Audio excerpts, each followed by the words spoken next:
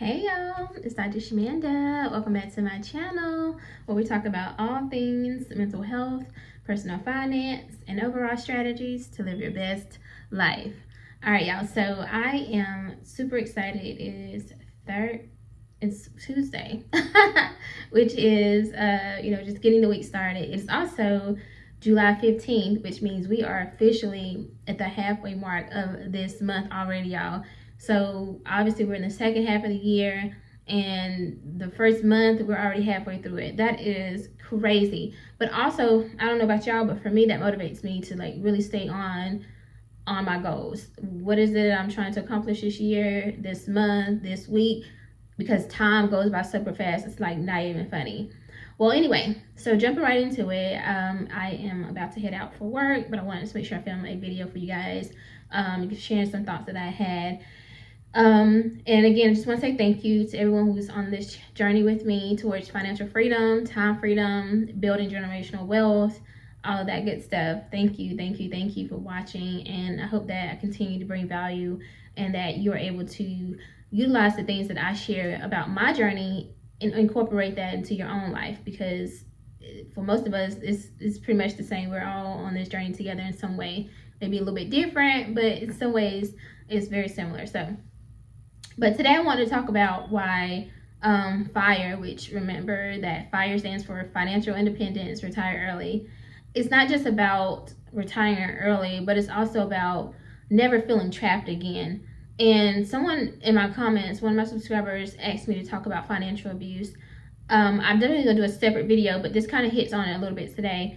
When I think about FIRE, I think about choices, options, not having to be stuck somewhere or doing something that I don't want to do, not having to utilize my time focused strictly on money, which is a concept. If you think about it, it's a tool, it's a resource. It's not something that's worth somebody's life. And I know that, the world says different, right?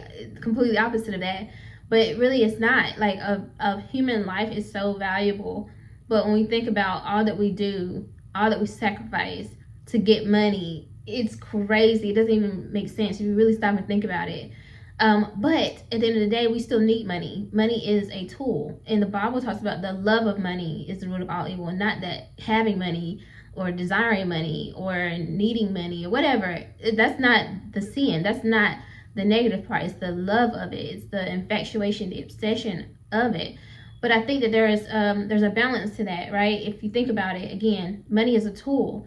If you are like me, someone who started out in poverty, in a very real way what not having money feels like and what it does to your life, right? The stress, the anxiety, the struggle, being overwhelmed, being depressed and anxious, feeling trapped, feeling stuck, not being able to live your life because everything costs. I watch TikTok videos all the time, and they're always talking about how, and they say this in a very joking way, but they're serious too in some ways. Like when you leave your house, as soon as you open the door, you already spent $100. And when you open up your eyes in the morning, you've already spent money. Because you think about it, you're breathing the air. Like if your air is on, like because it's hot here, right, in North Carolina, if your air's been on all night or that morning, that's money. When you go down to eat, you're eating food, but now as you continue to eat, now you gotta buy more groceries, right? When you get in your car, you're driving and you're using gas. That's burning gas. Now you're gonna have to eventually get some more gas.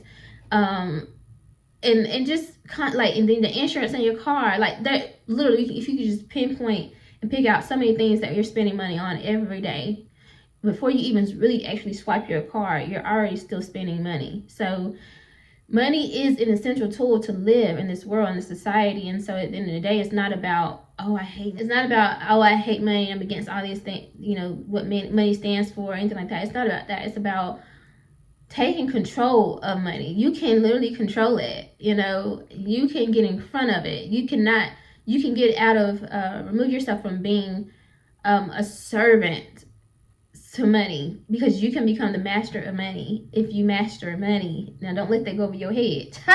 Anyway, bars. Anyway, seriously though, so I want to talk about just a couple of things, why, for me specifically, I'm not hyper focused on the retiring early part. That's not the point of FIRE for me.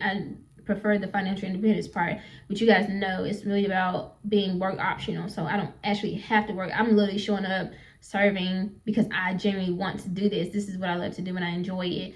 And it's not because I need this paycheck or whatever. It's, this is part of my calling. It's my assignment. And if you can get to that point in your life, then you are literally free. When you have the money set aside, that's invested, that's saved, your debts are paid off, and you found something that you enjoy doing, that allows you to serve and give to the world. And so when you get up every day, you're not stressing about money and nothing like that. You're just living your life. That is freedom. For me, I can't speak for everybody, but for me, that's freedom. So let me know what you think freedom is for you in the comments. So point number one, though, I want to talk about how financial independence is equal to safety for me. Now, when we talk about Maslow's hierarchy of needs, if you guys have heard of that, the first one is like our basic needs. So food, water, shelter, basic needs to live, just to survive, right? And a lot of us we're still struggling with that. And so, above that is like, I forget the actual order of it, but like there's like security and love and all those things. And for a lot of people, who got time to think about no man, no woman, or relationship and stuff when you got to pay your bills? You barely surviving. And for me, it's interesting to see that dynamic, because some people, I'm just like, you think about that right now when you trying to pay your rent. Like, it's hard to really focus on those things when you're trying to pay your rent, seriously. So, but beyond that, right, the basic needs, it can look like not subjecting yourself to emotional, physical, spiritual, emotional, mental situations that aren't safe, but because you need the money for whatever reason, you have to stay in that. And that's kind of where that financial abuse comes in. Again, I can do a deeper dive into this, but a lot of us have found ourselves staying in unhealthy relationships, toxic jobs, unsafe environments, things like that, because we need the money. You know that we've all had that one manager that we didn't like the way they talked to you. You didn't like the work environment. Maybe your coworkers weren't nice, or they were toxic. Maybe you weren't really compensated fairly, and you're like, I know I should be making more money than this, but you have to stay because you feel like, well, it's better than nothing, or the job market is trash, or you're like, I gotta stay here because I gotta be able to pay my rent, I gotta pay my bills, or I gotta take care of my kids. So, but having or being financially independent, FIRE, right? Again, set aside from the retire early part, but just the financial independence and stability piece, it allows you to be able to walk away from those situations and scenarios. But when you don't have that in that safety net, then you feel like you have to stay. You feel stuck. And then along with feeling stuck is the emotional toll that comes from being trapped, or feeling trapped and feeling stuck. That can bring up a lot of feelings of anxiety and hopelessness and helplessness and feeling shame. I think about women, I mean, it happens today too, but just 40 years ago, 50 years ago, these women who their spouses were cheating on them, literally, like in their face, openly. Like, they're bringing home a baby that wasn't, you know what I'm saying? They marrying you, like, oh, well, just want to introduce you to this new baby. I'm going to welcome the baby into the home. Like, I mean, you see these on movies all the time, but this really happened in real life. These are real stories. And I just cannot, this is just my opinion. I don't know. I'm just wondering if those women, if they had the money and the freedom, would they have stayed? Because, baby, you bring me a baby home.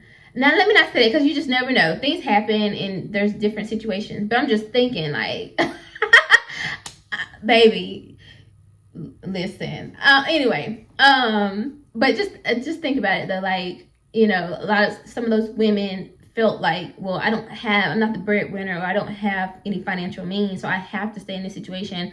I have to accept this.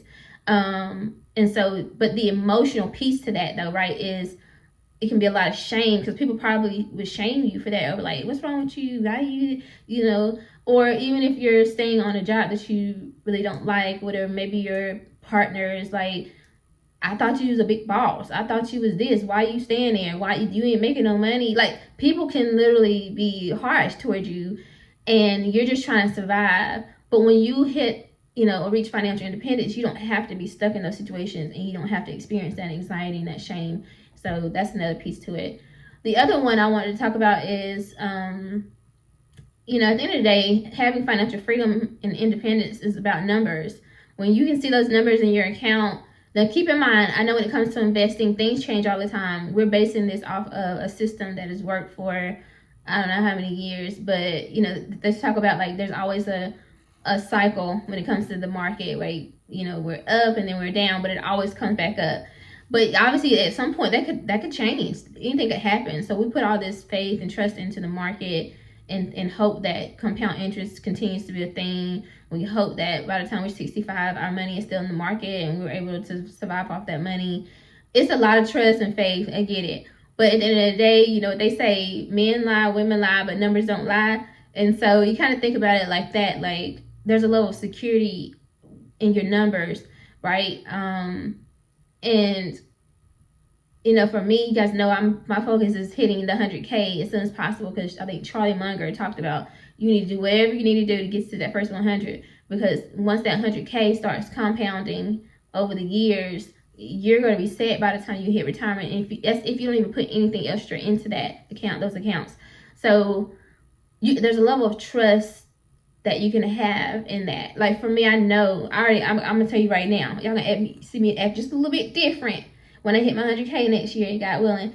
Because, there's a level of, like, I can breathe a little different, right? Because I know that, like, okay, I've hit that 100K, that's sitting there. If I don't add nothing else to that account, and I just, like, literally just focus on student loans, paying down my mortgage, saving, like, my cash account, whatever type of thing, I'm good. Because technically, that 100K just sitting there and accruing interest over the next 30 years or whatever, by the time I'm fully ready to walk away, or I'm 65 or something, or 67, 60, whatever, I can just retire, and I should already have $1 million plus in those accounts ready for retirement. So with that, though, comes the ability to be able to say no, be able to say, I'm going to take a break, right? Again, talk about being work optional, being able to relax a little bit more, because I know that, like, once I have that number and it's going to be sitting, I don't have to grind. I don't have to work as much. I can maybe do part-time work instead of full-time.